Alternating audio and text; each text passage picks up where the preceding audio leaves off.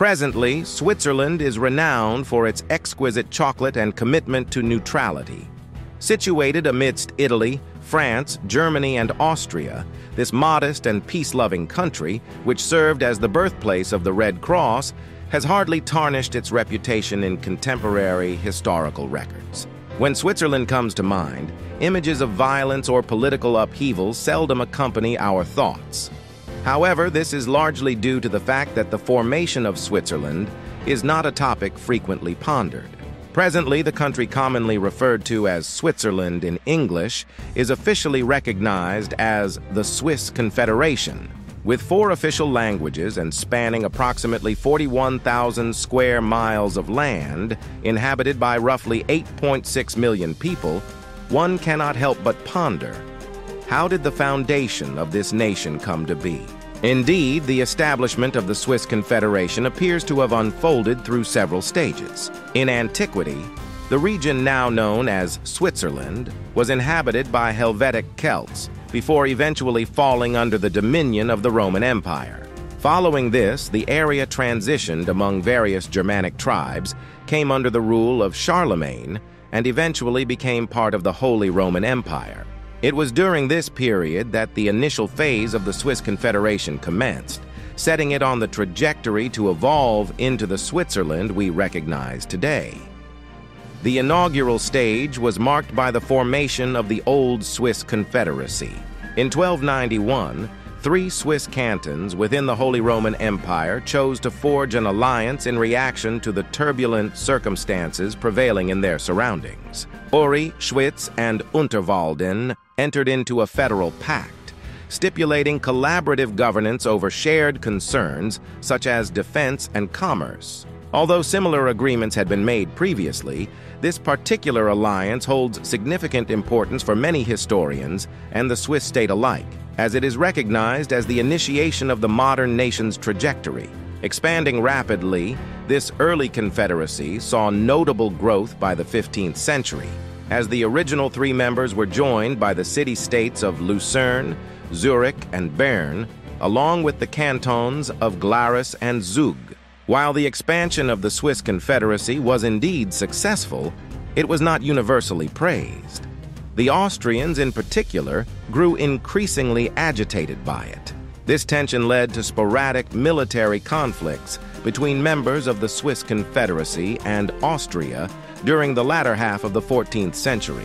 The conflict stemmed from the ongoing discord between the Old Swiss Confederacy and the Duchy of Austria, led by Leopold III, culminating in a notable victory for the Swiss. Another significant victory occurred in 1388 when the Swiss and Austrians clashed once more, this time at the Battle of Naples. However, an even more pivotal moment for the Swiss occurred in 1499 during the Swabian War. The Swabian War unfolded between the Habsburgs of Austria and their Swabian League allies, who faced off against the Swiss Confederacy along with their allies from the 3 leagues of the Grisons. Once again, the conflict arose from a territorial dispute as the Swiss continued their expansion at the expense of Austria's ambitions. Lasting from January to September of the same year, the war resulted in a peace treaty significantly favoring the Swiss, effectively granting the Confederacy de facto independence from the Holy Roman Empire. Nonetheless, the Swiss cantons continued to maintain their official status within the Holy Roman Empire for a while longer, yet their expansion showed no signs of slowing down. In 1501, the Swiss Confederacy saw further expansion with the addition of 2 more cantons, Basel and Schaffhausen.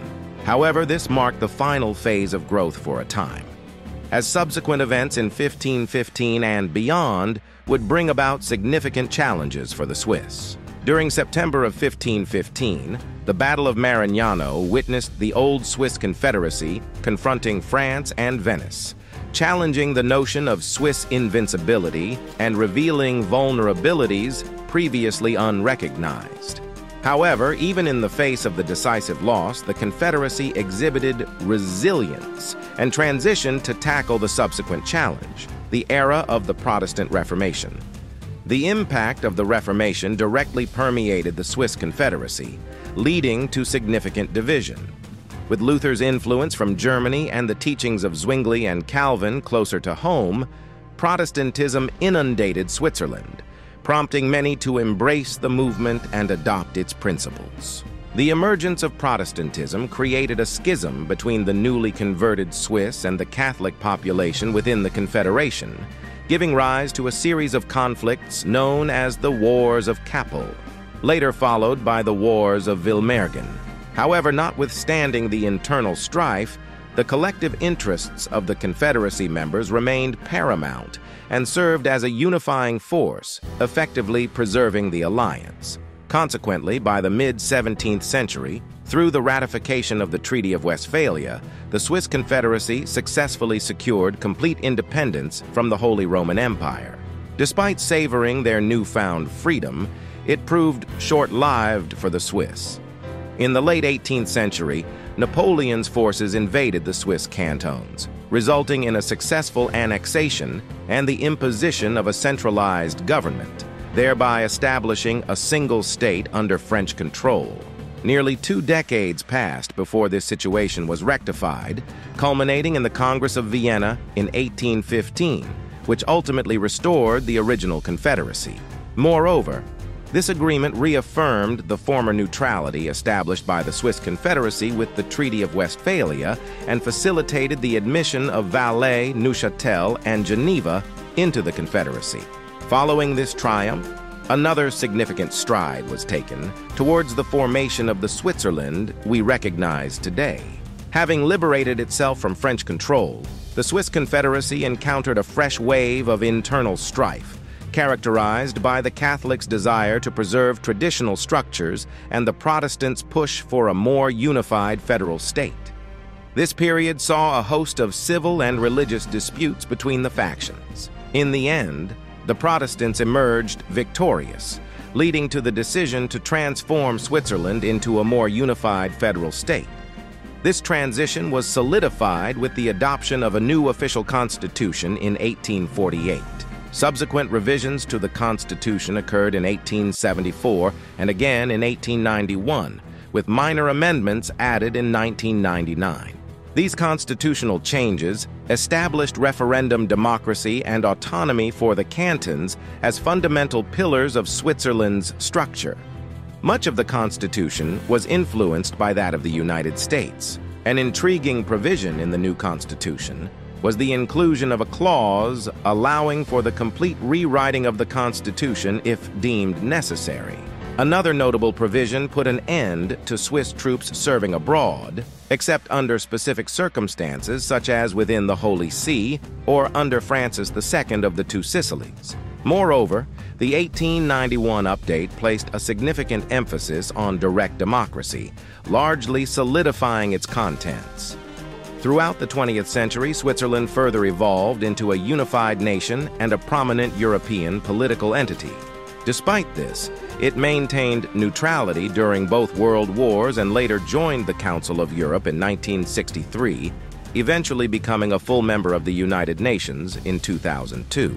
Although efforts to join the European Union ultimately ended in failure and withdrawal, Switzerland continues to foster close relationships with its neighboring EU countries. Notably, Switzerland did vote to join the Schengen area, reinforcing its commitment to European cooperation and integration. As of today, the Swiss Confederation, commonly known as Switzerland, stands as a unified nation characterized by approximately 64% Swiss German speakers, 22% French speakers, 8% Italian speakers, and a smaller portion of Romansh speakers. Its constitution dates back to 1848, although many argue that the nation's true origins can be traced as far back as 1291.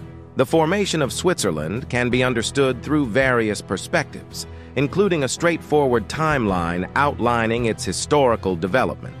Switzerland's formation encompasses several key stages: the establishment of the Old Swiss Confederation, a period of expansion, achieving independence from the Holy Roman Empire, centralization under Napoleon, the restoration of the original Confederation through the Congress of Vienna, internal conflicts, and ultimately, the establishment of the modern Confederation along with its constitution. Of course, the timeline provided offers a basic framework for understanding Switzerland's formation, but it may not delve deeply into the complexities of the process or the underlying reasons behind it. Exploring additional historical, social, economic, and cultural factors would provide a more comprehensive understanding of both the how and why Switzerland emerged as it did. Initially, there was little inclination for Switzerland to evolve into a unified nation, as the rulers of the cantons were content with the existing confederate structure. Their primary focus lay in securing greater autonomy from the Holy Roman Empire and, subsequently, France. Nonetheless, the seeds of change arguably sprouted during the 16th century Protestant Reformation. Undoubtedly, the schism it engendered served as a catalyst for the Protestant faction's eventual push towards a unified state, among other transformative aspirations. The conflict between traditional Catholics and liberal Protestants further underscored the necessity for unity among the people, revealing the potential benefits of a federal government in bridging the divide and fostering reconciliation.